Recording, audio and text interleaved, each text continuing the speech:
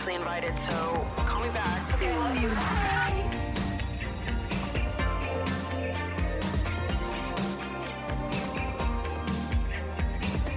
Hello, everyone, and welcome back to another episode of Emotionally Online with your host, the sexiest, most effortlessly lovable woman in the world, Maddie Drosbeck. I'm gonna keep that. I'm pretty sure I said that last week too. I'm gonna keep saying that. Maybe it's one of those things that, like, the more you say it, the more it like becomes true. It already is true, but if I keep saying it even more, then I'm just gonna gain more power. You know. It's also funny because I've actually had a scheisse week when it comes to body image. No reason.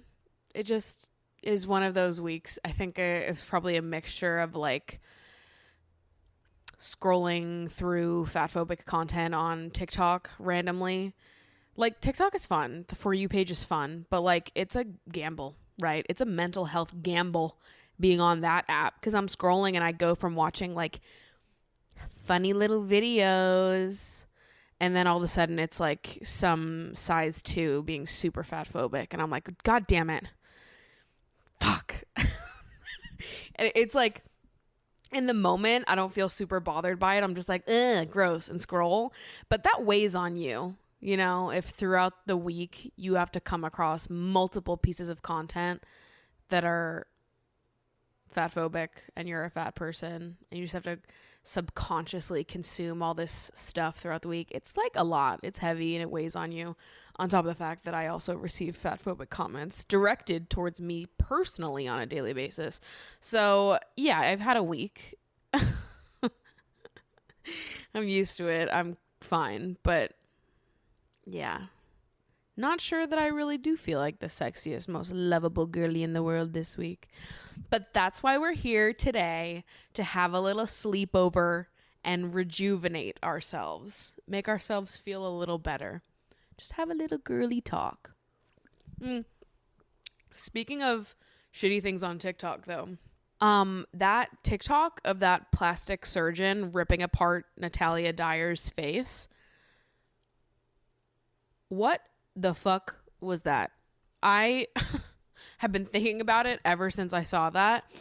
It was one of those videos that I watched it and I was like, yo, this person is so far removed from reality. If you haven't seen this video, basically it was a plastic surgeon that is on TikTok, and they made a video looking at Natalia Dyer, the actress that plays Nancy on Stranger Things, looking at her face and picking it apart and being like, if I was Natalia Dyer, these are the plastic surgeries that I would recommend her to get. If I was her surgeon, this is what I would tell her to do to fix her fucking face.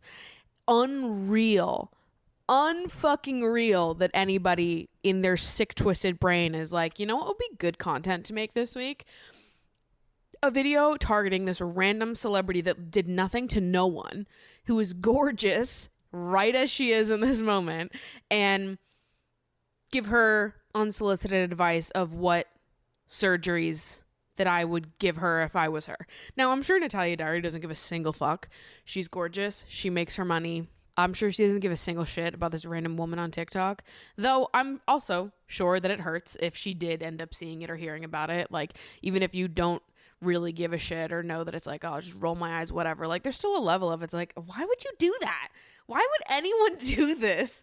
Like, I feel like that's how I feel sometimes, where I'm like, you know, the words you said didn't hurt me, but now I'm just enraged that there are people out there that like log onto the internet every day and think this is okay. Like, it makes me mad that that's the world we live in. When I see those types of posts online of a, you know, plastic surgeon picking apart why this celebrity should change their features because XYZ about their current features are undesirable, I always think about the young girls who share those features with Natalia Dyer. What are they supposed to think when they see this plastic surgeon saying, if you have these features, you should change them to XYZ features? It just makes me sad. And like, I don't know. I think about the whole debacle of plastic surgery quite a lot. I'd like to have a full conversation on it, but I think about it because it feels like a point of conflict for me in my brain in terms of my values. I know where I sit on it, but it does sometimes, I don't know, confuse my brain a little bit to think about. I think where I sit is I believe that everyone should have autonomy over their own body. I think everyone gets to make their own decisions about what happens with their body. If you want to get surgery, if you don't, if you want to get filler, if you don't, if you want to get Botox, if you don't, like, I think that's always up to the individual, and I'm never going to shame someone for wanting to change their bodies. It is your body. You can do what you want with it. I also feel sad in a way. I don't know, some people might not agree with me on this, but at the root of it all, wanting to get plastic surgery comes from insecurity. Some people might just say, oh, well, I like this better. I'm of the school of belief that our desires and things that we think are attractive and not attractive, those things don't come out of nowhere. We aren't just born being like, this is hot and this isn't. Like, those are things that we're taught throughout our lives.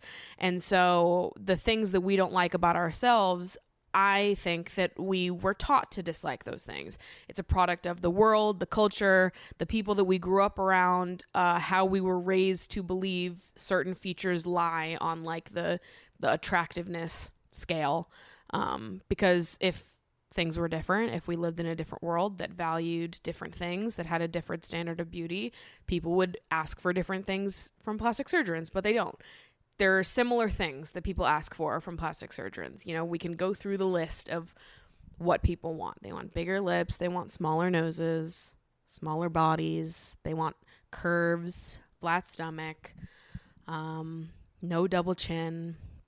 If you're a woman, you know, whatever, the list goes on. The fact that everybody wants those things and those are the types of surgeries you're seeing, they don't come out of nowhere. Right? These are the beauty standards that are being taught to us. So when I see someone that wants to get a ton of plastic surgery, there is part of me that feels bad for them. And I also feel like understanding of them as well, because in another world, that could be me. I have struggled with my body image my entire life. I went one path with that. Struggling with my body image turned into me pushing myself into radical self-love and really working on my inner self so that I could love my outer self. You know, that is not the path that everyone gets to go on. I was in a position of privilege to even be able to explore that within myself.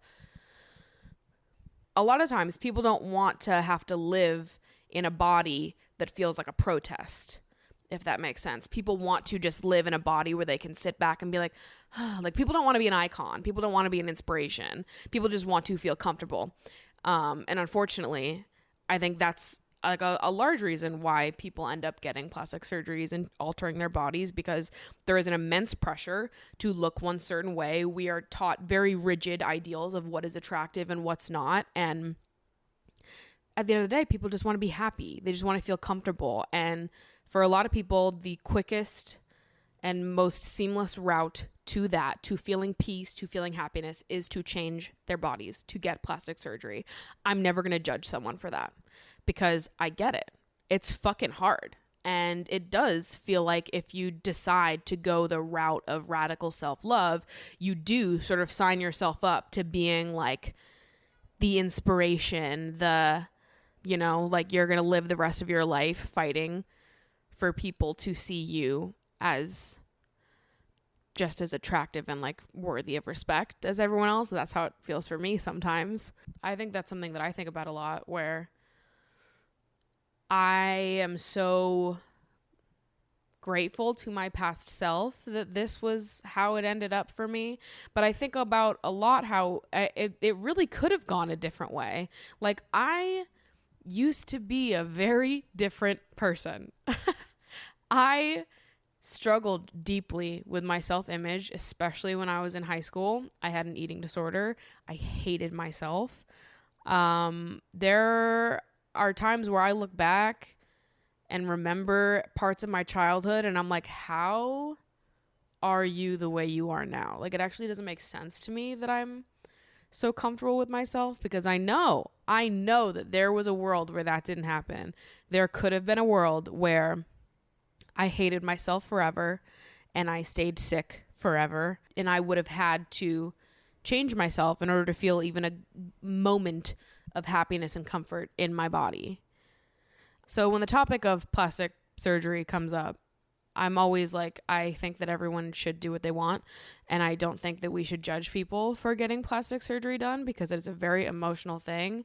And just because a lot of us have learned to be comfortable in our bodies and are comfortable fighting against beauty standards, I have empathy for the fact that there are a lot of people that don't want to do that or don't have the strength to do that. And at the end of the day, like, everyone just wants to feel some sort of peace in themselves, some sort of comfort in their bodies. We have to live in this body. We only get one, right? And so some people, they just want to make their time in this body a little less miserable. And I get it, because it is sometimes fucking miserable to have a body. I fucking do understand it, and I get it. But there is an aspect of plastic surgery that will always feel bad. So that's where the conflict part comes in for me, because I'm like, I think everyone should do what they want with their bodies and everyone should shut the fuck up about it. But also, I do have an issue with like the normalization of plastic surgeries.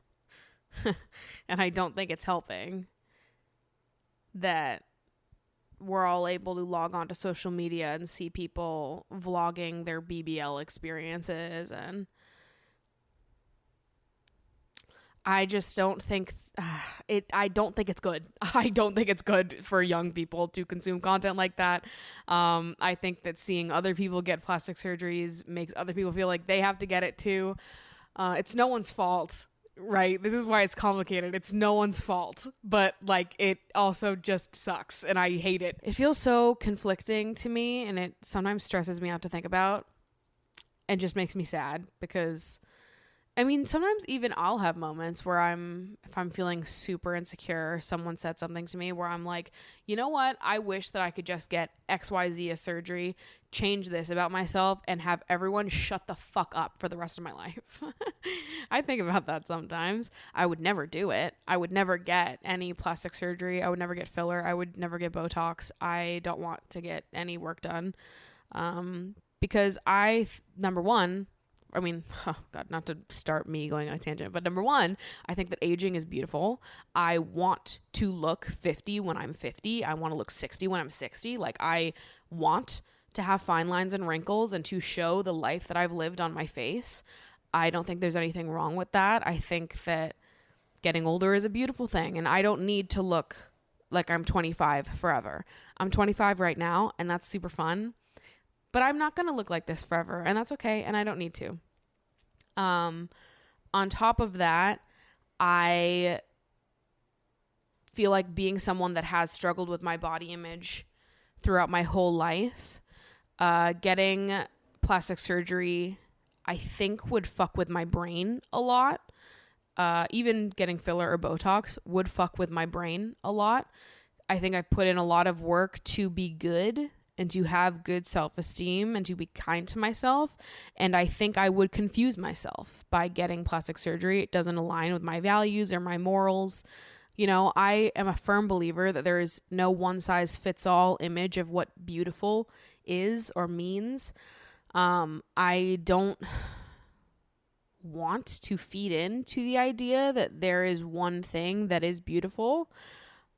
Even when I look at the parts of myself where I'm like, oh my God, it would be so much easier if this was different about me, I recognize that those thoughts and feelings don't come from me. They are taught.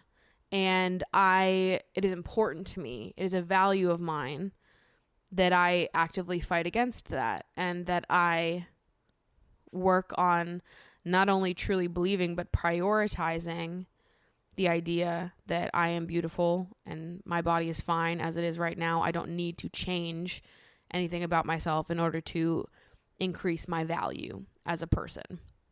On top of the fact that I just think that it is a beautiful thing to look different from other people and to look like you. It feels so much better to me. It like sits better in my heart. It makes me feel more comforted and happy to find happiness, to find like excitement in being who you are and showing up as you are, looking whatever you look like. So at the end of the day, like, I would never do it, but I also get it because I have had moments where I'm like, God, it would be so much easier if I could just change this about myself. But I also think that the normalization of plastic surgeries and the way that people are so willy-nilly about them online, it sometimes does make me feel like, we're all contributing to this. I like start to freak out about young women, like teenagers. I just remember how hard it was and how shitty I felt growing up as a preteen, teen, when I first started dealing with body image issues. And now it's like so much worse with, you know, how social media has developed in the last 10, 15 years. Like, it is so much worse now than it was when I was a kid. And it was bad when I was a kid. You know, we all look back on the early 2000s and we're like, God, it was so bad back then. The early 2000s birthed eating disorders, an entire generation of young women. And it did. And there was a lot of fat phobic shit going around in the early 2000s. And we can sit here now and look back at all that and be like, that was so awful. How did we let, you know, those magazines get away with that? All of the hot or not lists, posting fucking Jessica Simpson up on a beach looking super hot and super normal and saying that she was like a beached whale. How did we let tabloids get away with this? We look back now and we think it's so ridiculous. And I think, give it some time, but in a few years, we're going to look back on the way social media is right now and we're going to be like, how the fuck weren't people calling this out? How the fuck were people okay with this? So yeah, I'm not suggesting that either way is good or bad, or I'm not suggesting any solutions here either, because it is complicated and it makes me feel conflicted. On the one hand, I'm like, we shouldn't be telling anybody what they can or cannot do with their own bodies. It's a hard fucking life out here. It's a hard world. If people just want to feel happy and comfortable in their bodies, and you know, only they can decide what is best for them. I'll worry about myself. You worry about you. But I also feel like an immense wave of distress and panic at the thought of an entire generation of young women growing up seeing plastic surgery be so normalized, not only in celebrities, but in random people on social media as well. That makes me feel really hopeless and sad because I'm like, this is not good. This is not going to have good effects on each other. And yes, I get that some people are like, people just want to be happy and comfortable in their bodies, but also at what cost is this happening? You know what I mean? Like what are we teaching young women when we refuse to, I don't know. You know what I mean? It's just, it's hard. It feels so difficult for me to even reckon with inside my own brain, because I have empathy for those people and I want everyone to be happy in their bodies. I don't think that everyone needs to be a role model. I don't think everyone needs to set an example. But yeah, it does overwhelm me, the amount that plastic surgery has become like part of life. And maybe I'm just realizing this now because I'm in my 20s and more people around my age that I know are getting plastic surgeries or Botox, filler. But I also feel like there's been an uptick in those surgeries because of the Kardashians in the last 5-10 years. So yeah, those are my complicated thoughts on plastic surgeries. All because of a TikTok I saw about Natalia Dyer.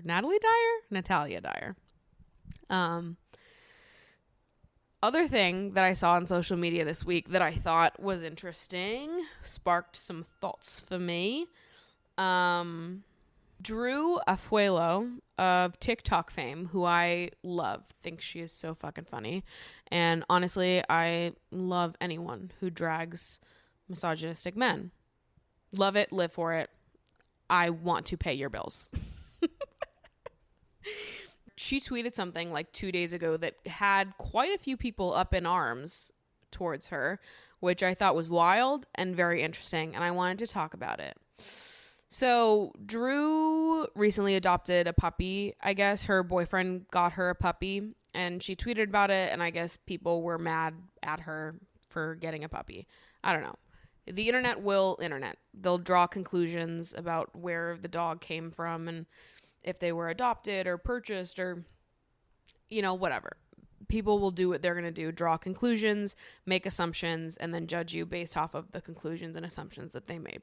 So something like that happened. Don't know the exact details of it. And Drew tweeted, "As someone who grew up with so many animals, being in my new home with this incredibly stressful job and no animal, my brain has been so sad. My boyfriend knew this and got me a puppy we've wanted for so long, and I was so emotional. I tweeted about it, and the internet makes it so rotted, LMAO." And then a ton of people responded, being like, "Stressful job, you're an influencer. Shut the fuck up." So let's unpack this.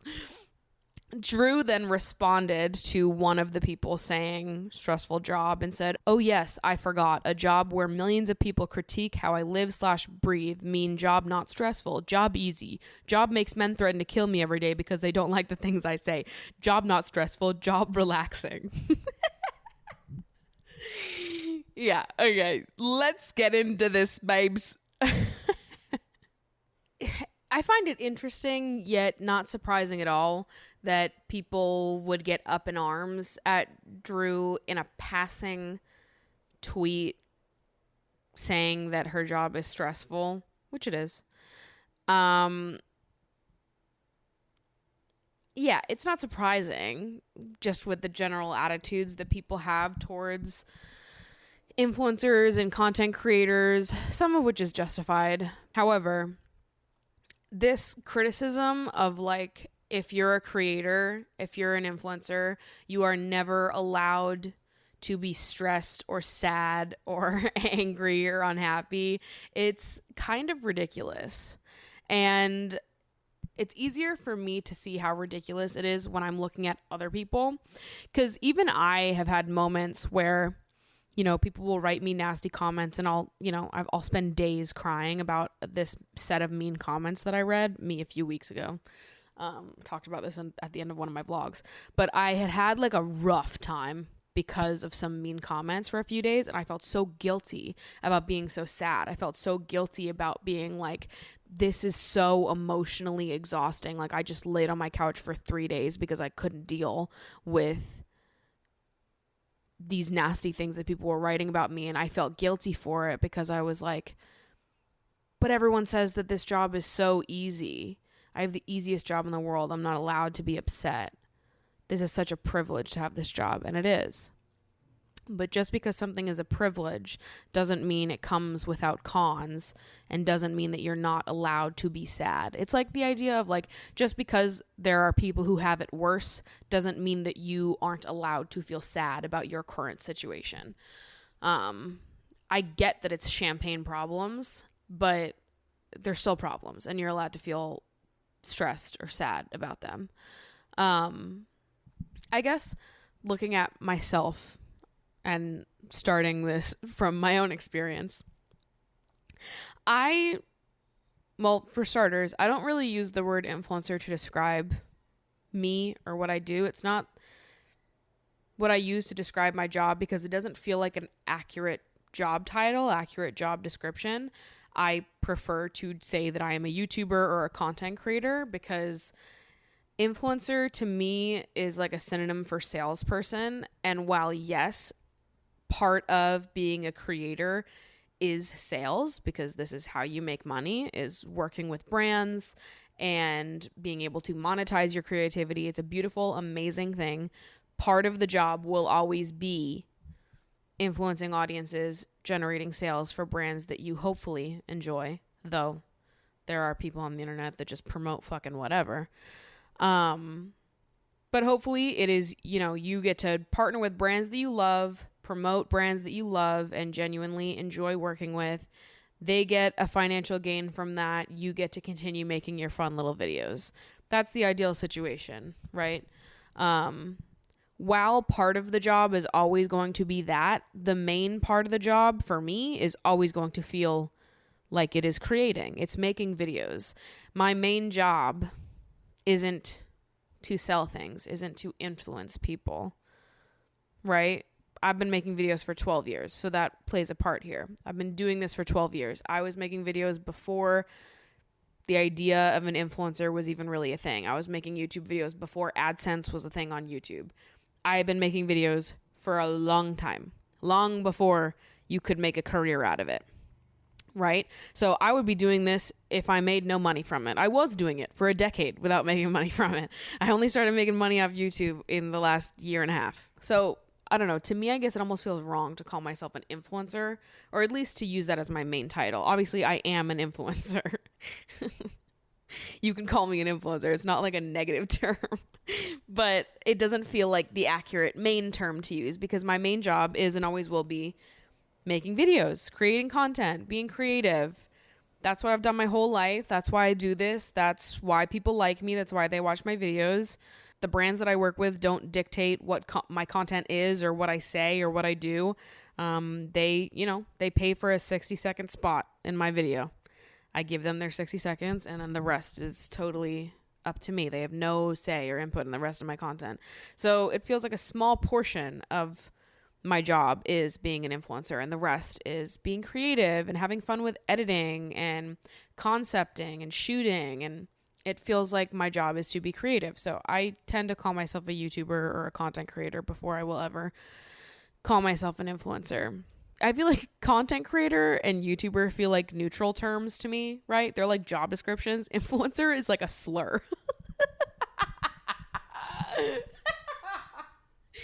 I'm joking, but do you know what I mean? Like there's negative connotations associated with the word influencer. Now, don't get me wrong. I get where the anger comes from. This is an easy job. It is. Objectively, this is the easiest job I've ever had. Not because it doesn't take hard work or skill, but because this is the most fun job I've ever had. I always say to my friends that I have a fake job. We're trying to make plans. And I'll be like, when are you around? I'm like, I'm around whenever. I have a fake job. So you tell me when you're around because I'm here. I'm chilling. And I say that I have a fake job, not because what I do isn't hard work. What I do is hard work, and it takes a specific type of person to do well with this kind of job. But at the end of the day, this is my hobby. This is the thing I love. This is what I did on the weekends when I had a full-time job. So yeah, it's hard work. I put a lot into it. It's a job. But this is also my favorite thing to do in the world. So it doesn't really feel like work. So yeah, it is very easy in that sense. It is fun. It is enjoyable. It doesn't feel like work. It's not a job in that way, and that's why it's easy. But these people aren't wrong when they say that being an influencer or being a content creator is an easy gig. It is an easy gig. It's such a privilege to have this job, to be in this position. It is incredible to be able to work for yourself, to set your own hours, to make a living being yourself and having fun and being creative. It's the dream. It's fucking incredible. It is such an immense privilege to be able to do this as a job. You're right. You are absolutely on the money, correct. With that said, I don't think that it is helpful or productive to tell people that they are not allowed to be stressed at their jobs, whatever their job is. I also don't think it's helpful or productive to play the stress Olympics with people. I'm more stressed out than you are. My life is harder than yours is. Fuck you. You don't get to say anything. I just don't think it's helpful. I don't think we need to constantly be in competition with each other to see whose life sucks more. I don't think that it is, I don't know. I don't think it's helpful or useful to play a game of comparison here. Obviously being an influencer is a lot easier than a lot of other jobs. Fucking obviously. Does that mean that there are no downsides to pursuing a career in the public eye? Of course not. I don't know. It feels strange to me because I'm like, I think the reasons why people say that being a content creator, being an influencer is stressful, like anyone would think that it was stressful. Number one reason why people say that being a creator is stressful is because it is really difficult to read through thousands of opinions about you on a daily basis. That is mentally difficult. It's emotionally draining. You don't know what it feels like until it happens and you're reading through all of these people's opinions about you, most of which are wrong. You have to read through thousands of people making assumptions about you, drawing conclusions about you that are oftentimes incorrect, giving you unsolicited advice that doesn't even make sense because it doesn't apply because they're reading you incorrectly. Like, that's frustrating. That's stressful. Having people send you death threats, having people try to find your location, stalk you. Being in the public eye and being a public figure in any way, you're attracting attention, right? A lot of that is going to be good. A lot of that is going to be so great. People are going to really connect with your content. They're going to really connect with you. You'll be able to do what you love to do for a living because so many people are watching you and connecting with what you're doing. That's amazing. That's any creator's goal with creating things. But with all the good attention is, it's going to bring negative attention as well. You'll have stalkers. You'll have people who are super fucking invasive that do things and act in ways that are totally inappropriate because they feel like they know you, or maybe they just fucking hate you. You'll have to read nasty comments about yourself. You have to read assumptions about yourself, assumptions about people you love. You'll have to think twice before bringing your friends onto your social media pages, tagging your parents or your siblings out of fear of what people are going to do or say to them. It turns into, this big thing of like having to protect yourself and also having to protect the people around you, wanting to stay connected to your communities and, comment back to people and read through your DMs, but also wanting to protect your mental health because there's some nasty shit in there.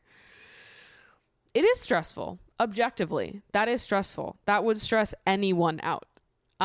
There's no reason to be up in arms because a content creator is saying, yeah, it's fucking difficult to have death threats from a bunch of dudes every other day because they hate me and I can't deal with it and it's mentally and emotionally draining. Anybody would be stressed out by that.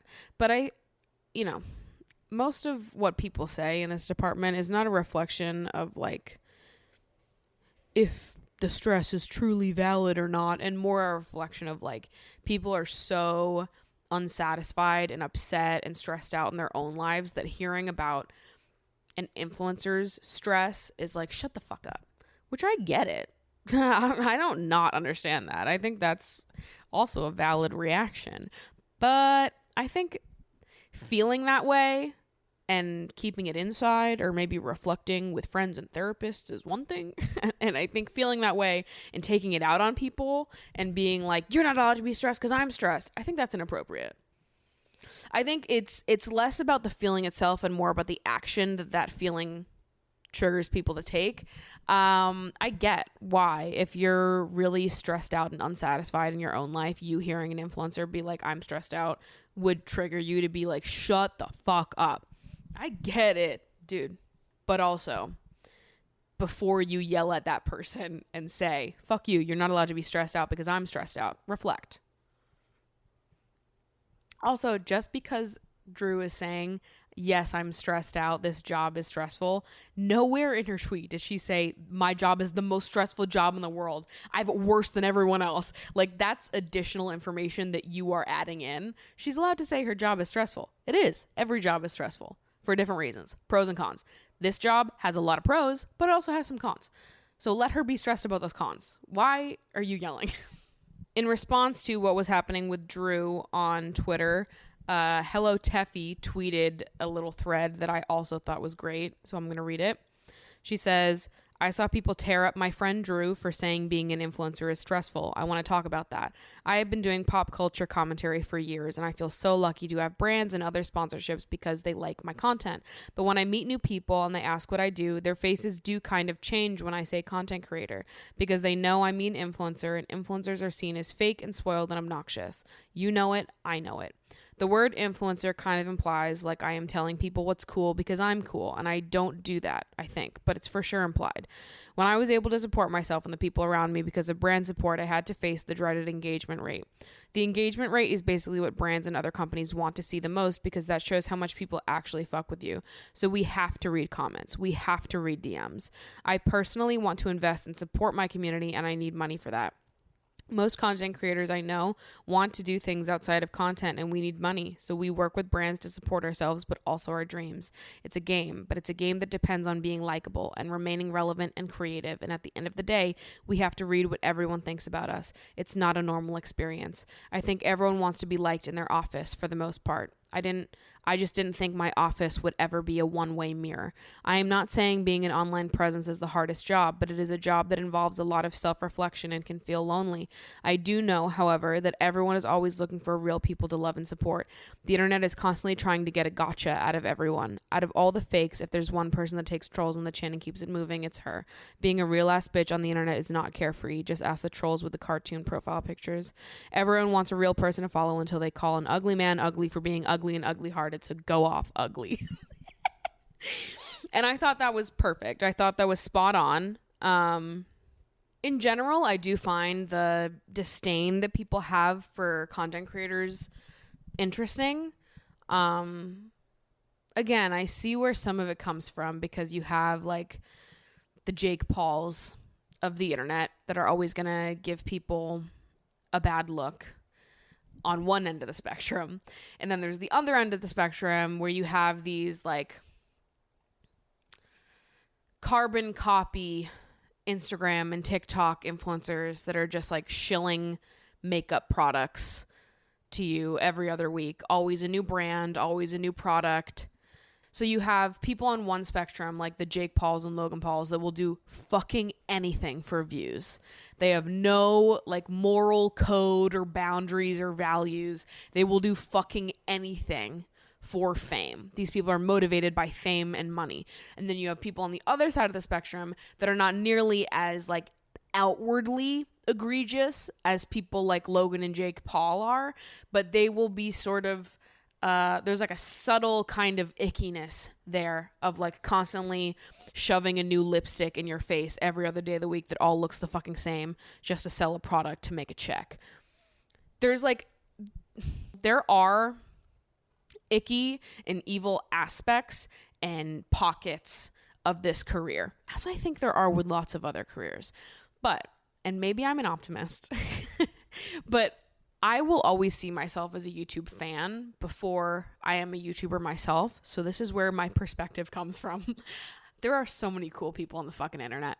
There are so many people who are genuinely just fucking random, creative, weird kids that logged online, made an account one day, and got a following from it.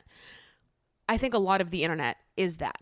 They are random people who got bored, didn't have friends in high school, made a YouTube account, started making videos, and built an entire new world and friend group on the internet because they didn't have it in real life.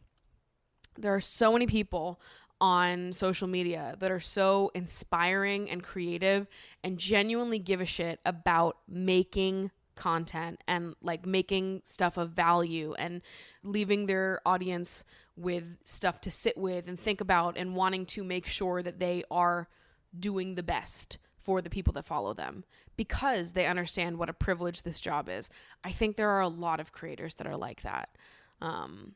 Maybe I've always just had a soft spot for it because I've always been a creator myself, but I've always thought that the internet and content creators on the internet were so amazing and that it was like such a special and cool thing to see celebrity being put back in the hands of the general public, basically. And now anybody can achieve celebrity status. Anybody can influence a mass audience, and it doesn't have to be reserved just for big Hollywood stars and nepotism babies. I think that's so cool. And like, I think back to when I was in high school and I was struggling with my body image. I think that the main reason why I ended up the way I am now is because of content creators, because I was so influenced by people on the internet. I got to hear so many different perspectives. I got to find people who looked like me and who felt the same way that I did and connect with people that made me feel like I was truly less alone, and that gave me the confidence to say, you know what? No, I'm cool just as I am. I'm so badass. Like, I don't know that I would have had that experience. I don't know that I would be like this if I was just a little bit older, you know? Like, I have seen the internet as being such like an escape and a safe space my whole life, and I've been so like amazed with the power of social content creators and how cool I think everyone is. I've always enjoyed social media content more than I enjoyed movies and TV. Like, this has always been my favorite thing in the world. And so, yeah, I always have felt a little like at the disdain that people have for creators, because I think a lot of it is like assumptions about creators as a whole based on a few select creators that give everybody a bad name and a bad rep. With that said, though, I think there are aspects of this career as a whole that have some darkness to them, objectively. I'd love to dive deeper into that conversation with some of my creator friends, because I feel like it'd be interesting to sort of bounce back and forth off people. But yeah, there are definitely aspects of the career in general that are kind of icky, that I don't like. But also you get to choose which aspects you participate in and which you don't. I think there's a lot to be said about how the world of influencing contributes to overconsumption. There's a lot to be said about the bad parts of this career path as a whole, but we're not even going to get into that because I'll be here all day. But anyways, point of me saying all that was just to say that, like, as a YouTube fan, as a lover of many internet creators, I always feel a little sad when people are, I don't know, they have like such a disdain for content creators, because I just think that there are so many cool people online that have more pull, more influence than major Hollywood celebrities do, and how cool that is. Like, not to be all like, oh, the internet, but like, oh, the internet, it's so cool sometimes. Like, I don't know. I'll always be a YouTube lover at heart, a YouTube stan. I just love internet creators. I do. I fucking do. I'm sorry. I love them. Not even talking about the fact that I am also one of them, but I just love the general world and universe of YouTube creators. I love the drama. I love the not drama. I love how creative people are and how fun people are, and how, I don't know, it gives me hope. Like, in a world where I do feel a lot of desperation sometimes of like, oh my God, young girls are growing up with XYZ, and how can we help them? And how can we make it easier? And how can we make it so that young people don't have to grow up and hate themselves for who they are? And doom and gloom, worrying about how we're going to fix things. There is some aspect of social media that gives me so much hope, because there are so many fucking cool people on social media that these little girls, you know, in small towns across America, they would never get to know who this person is. They would never get to hear their perspective, their point of view. And now that's going to change someone's world, you know? And that's so cool. And that's profound to me. So anyways, sort of went on a tangent there of why I am frustrated with people's disdain for content creators, because I do think that there's so much good on the platform. But going back to what was happening with Drew on Twitter this week, yeah, very interesting that people are so up in arms about a content creator saying that the job is stressful. Objectively, it is stressful. I just don't think that playing the stress Olympics with people is helpful. People used to do that all the time in college. I'm more stressed out than you are. I have more to do than you do. Maybe you do, okay? Who cares? We're not here to compete. We can both be stressed about different things in different ways. Your life can be harder than mine. Your job can be harder than mine. Nobody said that this was the hardest job in the world. They just said it was stressful. And it is. I've been going for a long ass fucking time, but we do need to talk about what's been happening in the villa, mate. Guys, I'm going to be so sad when Love Island is over. Next week is going to be the last week I talk about Love Island. As you're watching this episode, the last week of Love Island is airing. So next podcast episode is going to be the last episode that I talk about Love Island in. I don't know what we're going to talk about next. Some people were asking me if I was going to watch Love Island US. I have never watched Love Island US before because I've heard it's cheeks. But I'm open to maybe watching it. So we ended last week at the beginning of movie night, and this week picked up where we left off. So obviously during movie night, they're showing little videos and snippets of things that happened at Casa Amor when the two groups were away from each other. Here are my thoughts on what unfolded. Since the I licked her tit and whatever stuff unfolded with Andrew and Tasha the week before, I kind of felt like they would be fine and they would survive movie night just because it's like, she already knows, right? The worst has already been gotten out of the way.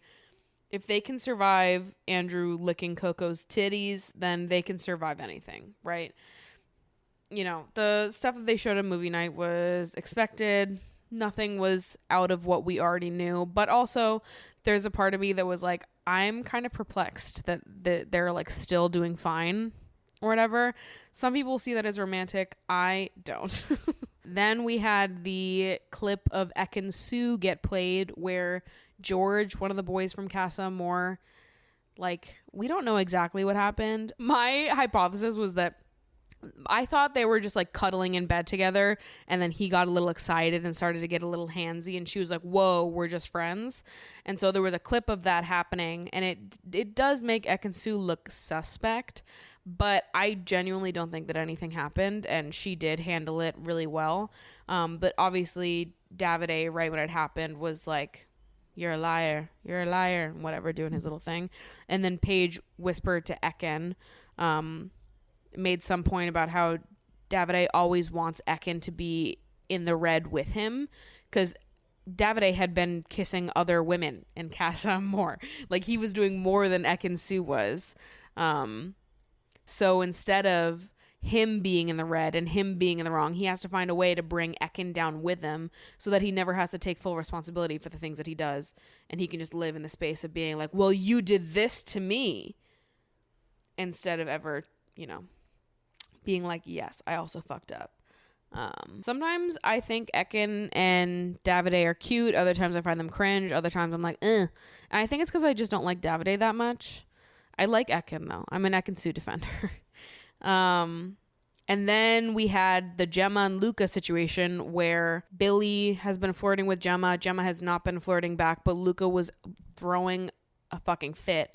I think it's kind of embarrassing that Gemma is more mature than he is, considering she's 19 and he's 24. Cringe. Then we got to Dami in India, which I was annoyed at the producers for because they did not even show the half of what Dami did. I do not think they gave India the full picture of how Dami was acting in Casa Amor. Obviously they didn't give Paige the full picture of what Jax was doing in Casa Amor, and Dami and Jax were the worst. And they were the worst when they were together too, when they were broing out and be like, saying awful things about the girls. I so wish that they would have showed them that, because it has been so miserable having to watch India and Dami just like go back to how things were and progress, and I'm supposed to sit here and think they're cute. I hate that man. I wanted India so badly to just yell at this man. I have all season been wanting these girls to fight these men so badly, and they are just not doing it. This is why I love season 5 so much, because the women of season 5 let those men get away with nothing, okay? The women of season 5 would eat the boys of this season alive. Amber, Anna, Mora, those bitches would not let them get away with this. And they needed to cast a few more of those girls because it's quite painful watching men be this disrespectful, this foul, and the women are just like not seeing it, are not really standing up for themselves. And I'm struggling to watch it. It's fucking hard. Also, Paige deserves to know how Dami was disrespecting her as well, because Paige has been going to Dami for advice and to like lean on him, and he's her best friend or whatever. Meanwhile, he was encouraging Jax to disrespect her. What is going on, you guys? No. I don't know. And even during movie night, the boys were making me uncomfortable because they were sitting there on the panel, like laughing their asses off at the genuine pain of the girls, which is crazy to me because that indicates that they sincerely don't really think that they've done anything wrong. And it's just all jokes to them. Yeah, this season has made me really uncomfortable at times because I just find the boys to be so disrespectful. Then movie night is over. Gemma and Luca try to have a chat. Luca's being a crybaby and Gemma tells him to shut the fuck up. I lived, I laughed, I loved. We could have ended the series right there. I thought it was so fucking funny. Adam and Paige kissed for the first time. Listen, I'm happy that Paige and Jax are over, but also I am not entirely rooting for a Paige and Adam relationship because I don't trust that man either. But I like Paige, I like Ekin, I like India, I like Tasha. I would be happy if any of them won, but I also hate all of their boyfriends. So really, I would be mad if any of them won too. Really, there's no winners this year, only losers. I hate Dami. I think he's so fucking annoying. He didn't apologize to Summer. She literally had to ask him to apologize. India did the same thing later on, by the way. Yeah, I hate him. I think he's so annoying. I think he always plays stupid and acts like he has no idea how his actions impact people, and he doesn't understand women. I'm just a dumb boy. I think it's so stupid. I also wrote here that I think Davide is way too immature for Ekin. He's so immature and doesn't communicate well, and Ekin is just like hypnotized by it because he's hot, which pisses me off because I think Ekin needed to be the Mora of the season, and she's not. She's not giving us Mora. Can we talk about Deji? This man is a king. The more screen time we got from Deji, the more I was like, he's incredible. And I am so sad that he had been so slept on in the villa because he seems like a genuine nice guy, and he always has really good takes too. Like anytime he's ever gone to one of the girls and been like, this is what I think about how you're currently being treated and what you should do, like he's always spot on. So I just like him and think he's a good one, a good egg. Then we have Dami and Luca again being a bully to Tasha, which, yeah, is super hard to watch. This week, Andrew did stand up for her, which was good. I thought that was the right thing to do, and I was glad that he did it.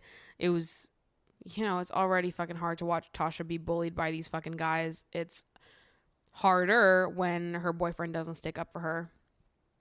So I'm glad that he did. I don't know why the fuck Luca and Dami can't just shut the fuck up and give it a rest.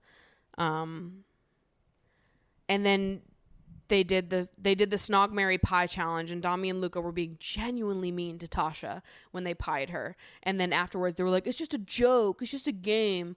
But it's like, did you watch the way that the rest of the boys did the challenge, particularly Deji? Did you watch how he pied India? How it wasn't mean at all? How he was actually joking around and it was funny and everyone was ha-haing it up? Do you notice how it wasn't funny when you did it and it was just mean? Like, I don't know if these men have just like never heard of a real joke before, but you can't just like act like an asshole and then when it doesn't land be like, oh, I was joking though. Like you weren't. Let's just be honest about it. Then we have Danica crying because no one wants to get to know her, which broke my heart. That made me really sad. I hate watching other people cry about feeling unlovable because I'm like, it hits too close to home. I can't watch other people cry about that. I just can't. Then they ended up going to some fucking island party. Danica and Billy got in a fight and Danica stood up for herself because They basically hooked up the night before, and then the day after he's being super rude to her and indifferent and basically saying he's not interested, and like, you're an ass for that. Don't hook up with her and do bits if the next day you're gonna wake up and be like, actually I just see you as a friend.